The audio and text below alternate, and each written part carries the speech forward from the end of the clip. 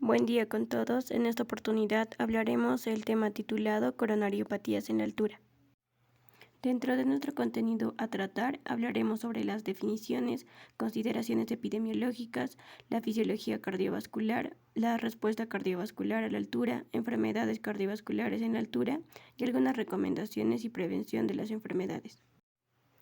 Tenemos que mencionar que en los últimos tiempos muchas personas han permanecido temporalmente en grandes altitudes, donde las condiciones ambientales como los cambios de presión, los cambios de temperatura, han tenido y tendrán un impacto fuerte sobre el cuerpo humano, por lo cual en este trabajo analizaremos aquellos cambios fisiológicos que pueden ocurrir durante la estancia en altura y en personas sanas y en personas con enfermedades cardiovasculares. Como primer punto tocaremos las definiciones. La coronariopatía, también llamada arteriopatía coronaria, se la puede definir como un suministro inadecuado de flujo sanguíneo hacia el miocardio. También se la puede definir como un trastorno de la función cardíaca producido por un desbalance entre lo que es la función miocárdica y la capacidad de los vasos sanguíneos de poder suministrar un flujo adecuado para la función normal, y esto asociado a una disminución en lo que es la disponibilidad de oxígeno a altitudes elevadas. Otra pregunta que nos hacemos es ¿a qué denominamos zona de altura o zona montañosa? Bueno, se va a denominar zona de altura a aquellos lugares que se encuentren a más de 1500 metros sobre el nivel del mar. Entonces, los rangos de altitud se van a dividirse comúnmente en tres. Primero tenemos la gran altitud, que va de 1500 a 3500 metros sobre el nivel del mar, donde se puede llegar a observar efectos durante el ejercicio. Tenemos la muy alta altitud, que va de 3500 a 5500 metros sobre el nivel del mar, donde los efectos pueden ser ya también durante el ejercicio y a reposo. Y por último tenemos la altitud extrema, que va a ser a más de 5500 metros sobre el nivel del mar. Ahora, en el gráfico que observamos hacia el lado derecho, vamos a tener cuáles son aquellos valores estándar que se van a tener a nivel del mar y en la altura. Por ejemplo, nos muestra que a nivel del mar se tiene una presión atmosférica de 760 milímetros de mercurio y una temperatura de 15 grados centígrados, y a medida que la persona se expone a la altura, estos valores se empiezan a alterar también y empiezan a descender, y va a dar como resultado niveles más bajos de presión parcial de oxígeno, así como también va a descender la temperatura, va a descender la humedad del aire, pero ya también habrá una alta exposición a la radiación solar. Como segundo punto tocaremos consideraciones epidemiológicas.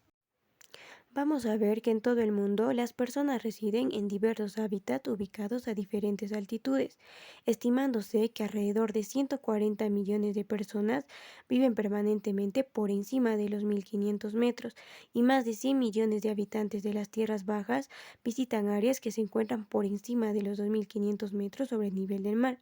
Además, cada año mucha gente viaja en avión, lo cual implica que vuelen a altitudes de más de 10.000 metros sobre el nivel del mar, lo cual va a conducir en las personas a una caída gradual de la presión de oxígeno. También datos epidemiológicos de poblaciones que residen permanentemente a gran altura indican que los factores ambientales impactan de manera diferente en el desarrollo de las enfermedades cardiovasculares, por lo cual todo va a depender de la altitud a la cual se encuentren expuestas y de los factores de riesgo cardiovascular que presenten. Ahora, en la siguiente imagen vamos a observar los rangos de altitud de las diferentes regiones montañosas del mundo. Esta nos va a mostrar cómo la presión parcial de oxígeno va a ir disminuyendo en las diferentes regiones, como Denver, Ciudad de México, La Rinconada, Perú, siendo esta la ciudad más alta del mundo, ubicándose a 5052 metros sobre el nivel del mar, y el Alto Bolivia, la cual se va a encontrarse a 4150 metros sobre el nivel del mar. Como tercer punto tocaremos fisiología cardiovascular a gran altura. Para iniciar todo este proceso que se genera cuando una persona se expone a la altura, tenemos que saber que el oxígeno viene a ser la gasolina que hace funcionar a nuestro organismo, el cual es absorbido por los pulmones para después ingresar a la sangre y viajar a todos los órganos y tejidos del cuerpo. Entonces podemos decir que cuanto más alto nos encontremos, menos oxígeno tendremos en el aire que respiramos.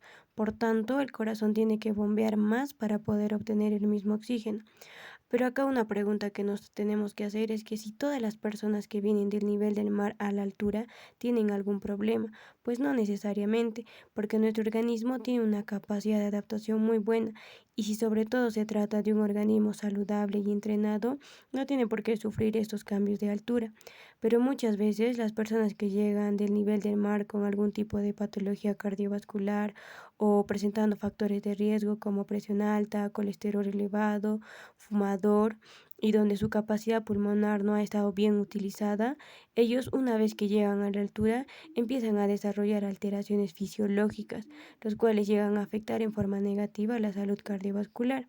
Entonces vamos a ver que a medida que las personas se exponen a la altura, la presión barométrica desciende y a consecuencia también habrá una disminución de lo que es la presión de todos los gases, principalmente la presión parcial de oxígeno, condición que vamos a conocer como hipoxia hipovárica, que vendría a ser en sí la causa principal de una hipoxia alveolar e hipoxemia en los seres humanos. En la gráfica podemos observar la relación que va a existir entre lo que es la altura y la presión atmosférica, medida en este caso en kilopascales, el cual nos va a indicar que a nivel del mar, por ejemplo, la presión atmosférica es de 100 kilopascales, mientras que a una altura de 8.848 metros, que es a la altura a la que se encuentra el monte Everest, su presión atmosférica es de 34 kilopascales, lo cual significa que en la cima del monte Everest la cantidad de moléculas que tiene el aire es de un 34% en comparación con el 100% que se tiene a nivel del mar. Entonces, cuando nosotros subimos a la altura, no se reduce la concentración de oxígeno en el aire, ya que esta es la misma a nivel del mar o en la cima del monte Everest. Lo que se reduce es la cantidad de moléculas de aire, como el oxígeno, por la reducción de la presión atmosférica. Entonces, ¿qué sucede a consecuencia de la hipoxia hipovárica? A consecuencia de esta, el organismo va a pasar por diferentes tipos de mecanismos, como son la acomodación, la aclimatación y la adaptación, las cuales le van a permitir tener una supervivencia adecuada en la altura. Primero, ¿a qué nos referimos con la acomodación? Esta viene a ser la respuesta inicial que nuestro organismo genera a una exposición aguda y se caracteriza por un aumento de la ventilación y de la frecuencia cardíaca. Luego tendremos a la aclimatación. Este viene a ser un proceso que se presenta en los individuos que están temporalmente expuestos a la altura y que de cierta forma les permite tolerar la altura. Entonces, en esta fase se van a desencadenar una serie de respuestas fisiológicas, como es un incremento en la eritropoyesis y un incremento en la concentración de hemoglobina, y de esta manera mejorar la capacidad de transporte de oxígeno hacia los tejidos. Por último, vamos a tener la adaptación, el cual es un proceso de aclimatación natural, donde entra en juego las variaciones genéticas y le permiten al individuo vivir sin dificultad en la altura. Ahora, hablando un poco más sobre lo que es la aclimatación, tenemos que saber también que este proceso va a depender de ciertos factores que le permitan mantener un suministro de oxígeno adecuado para los tejidos, como son la presión parcial de oxígeno, la ventilación, el tiempo de exposición a la altura, la presencia de alguna comorbilidad y la edad. Ahora, en la siguiente gráfica podemos observar todos aquellos mecanismos que se encuentran implicados en el proceso de la aclimatación. Entonces, cuando un individuo va a estar expuesto en forma aguda, ¿qué es lo que va a pasar? Primero se va a darse un aumento de la ventilación causado por una estimulación de los receptores periféricos, los cuales se encuentran ubicados a nivel de los cuerpos carotídeos. Seguidamente, esta hiperventilación me va a conducir a una disminución de la concentración de CO2 en los alvéolos y en la sangre, generándose así una hipocapnia y una alcalosis respiratoria, las cuales van a llegar a afectar al centro respiratorio. También, como resultado de permanecer a gran altura, la hipoxia alveolar y la hipoxemia arterial me van a inducir a dos cosas. Primero, a nivel sistémico se va a producir una vasodilatación, la cual a un inicio puede inducir a una reducción de la presión arterial y a un aumento tanto de la frecuencia cardíaca como del gasto cardíaco. Y dos, es que me va a producirme un aumento de la presión a nivel de las arterias pulmonares, lo cual se deberá a una vasoconstricción pulmonar hipóxica, y como resultado de ello, la poscarga en el ventrículo derecho aumenta y por ende se va a reducir el volumen de sangre que regresa al ventrículo izquierdo, tanto en diástole como en sístole, empeorando así la función diastólica y provocando un aumento en la contractibilidad del ventrículo izquierdo. También, entre otros efectos que se van a tener, va a estar un aumento del hematocrito y de la concentración de hemoglobina. Aquí también el riñón va a producir eritropoyetina, esto con el fin de estimular la producción de nuevos glóbulos rojos. Como cuarto punto, respuesta cardiovascular a gran altitud. Vamos a tener dos tipos de respuesta. La primera es a la exposición a la altitud a corto plazo. Aquí se van a producir varios cambios circulatorios, esto a los pocos minutos de que el individuo se expone a la altura. Esta respuesta inicial a la hipoxia es un intento de aumentar más el suministro de oxígeno. Entonces, dentro de estos cambios vamos a tener, primero, la ventilación por minuto y el volumen corriente aumentan. Esto para permitir una tensión arterial sistémica óptima.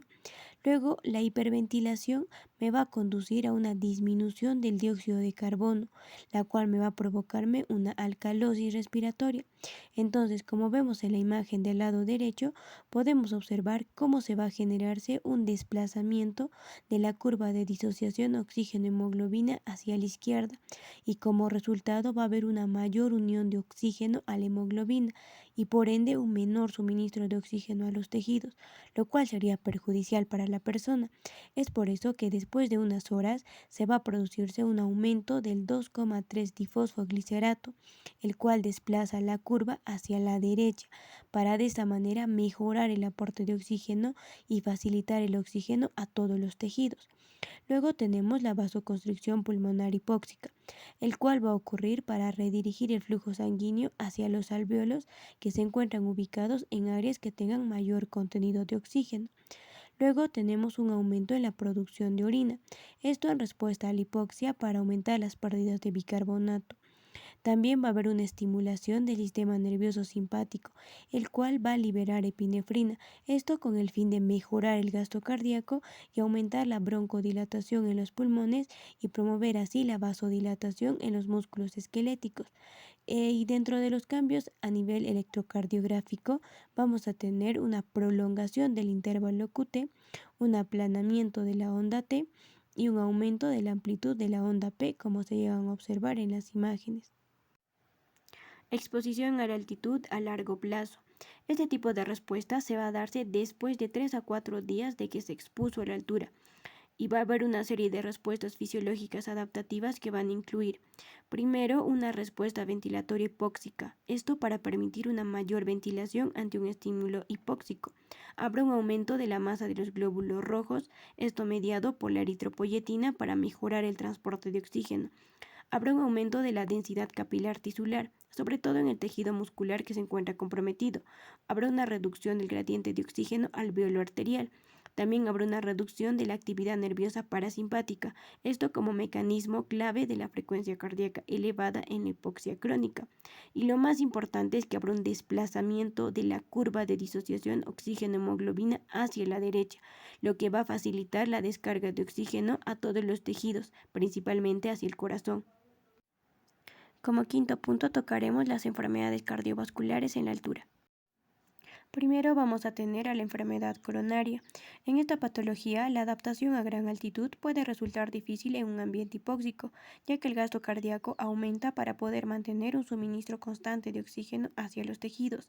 También la presencia de las placas ateroscleróticas impedirá su dilatación, lo cual reducirá el suministro de oxígeno al corazón, y esto me va a conducir a un síndrome coronario agudo, por lo cual se tendrá que tener en cuenta algunos eventos que pueden llegar a exacerbar los síntomas de la persona debido a la reducción en la disponibilidad de oxígeno, como son el impacto de la hipoxia, el ejercicio, la deshidratación, el estrés térmico y emocional, lo cual me va a llevar a precipitar eventos coronarios agudos.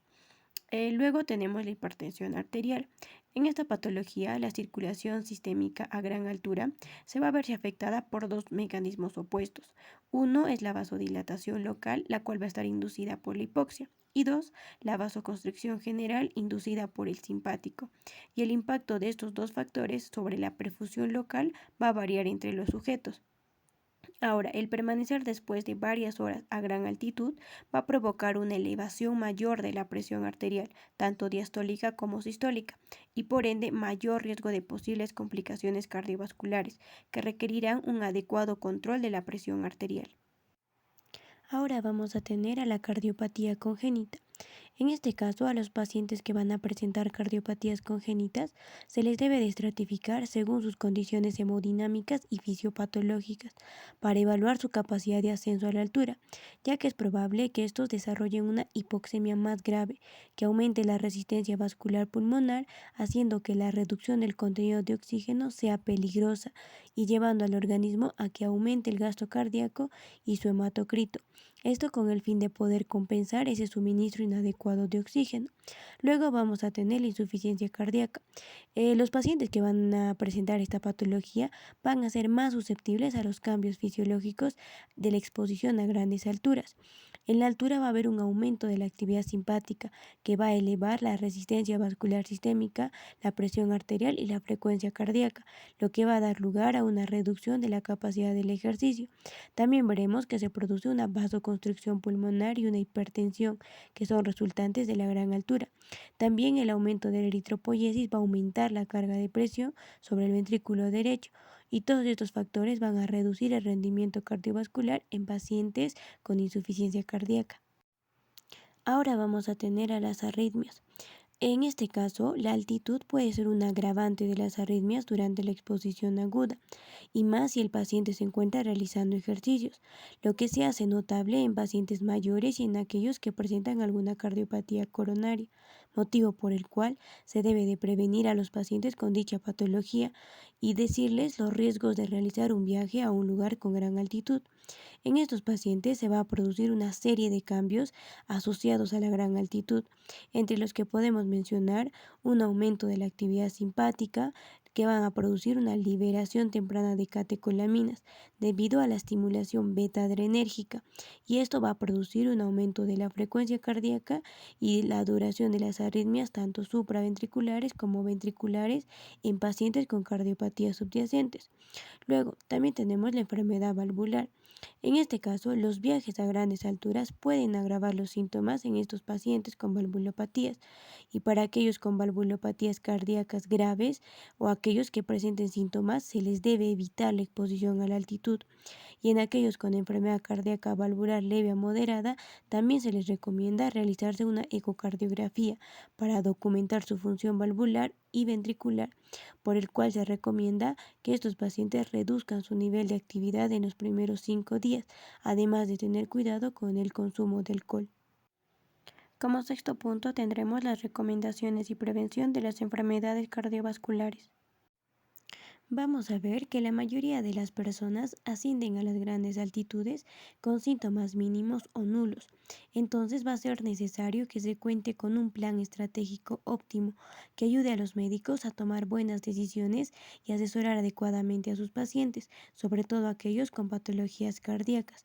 Esto con respecto a la estancia a la altura. Pero para esto vamos a tener que conocer ciertos factores. Dentro de ellos va a incluir la susceptibilidad del paciente, la elevación de la residencia habitual de la persona, la exposición reciente a la altitud, el perfil de ascenso previsto, el historial médico, el uso de medicamentos y finalmente cuál es el propósito de ascenso.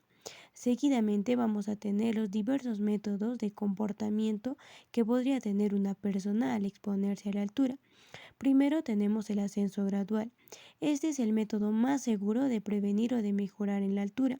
Se dice que las personas que normalmente residen por debajo de los 1500 metros deben evitar un ascenso abrupto a altitudes superiores y deben de pasar por lo menos 5 a 7 días en una altitud intermedia antes de proceder a elevaciones más altas. Luego tenemos la preaclimatación. Esto implica una preexposición a altitudes más altas o entornos que simulen grandes altitudes. Esto como una estrategia eficaz para prevenir estos cambios. Y si no es posible una exposición previa prolongada, una alternativa sería viajar a esas altitudes durante 2 o 3 fines de semana antes de que se realice el viaje a la altura. Luego tenemos la educación. Esta es necesaria para poder recibir un asesoramiento adecuado y conocer cuáles serían esos primeros signos o síntomas y cuáles serían los riesgos que podría presentar la persona. También es necesario proporcionar un plan de ascenso conservador. También vamos a tener el uso de alcohol y drogas. En este caso, el consumo de ambas sustancias va a deprimir la función respiratoria y va a interferir en las respuestas fisiológicas a la altitud necesarias para la aclimatación, por lo cual se recomienda evitar su consumo cuando se encuentre en ascenso. Luego tenemos la dieta e hidratación. Aún no se ha podido demostrar si una dieta rica en carbohidratos o una hidratación vigorosa pueda reducir la incidencia de sufrir cambios cuando nos exponemos a la altura. Y por último tenemos el esfuerzo. En este caso, el ejercicio moderado puede ayudar a la aclimatación, pero siempre se tiene que tener cuidado con realizar un esfuerzo vigoroso durante los primeros días al estar en altura. Aquí vamos a tener la bibliografía que se utilizó. Gracias por su atención.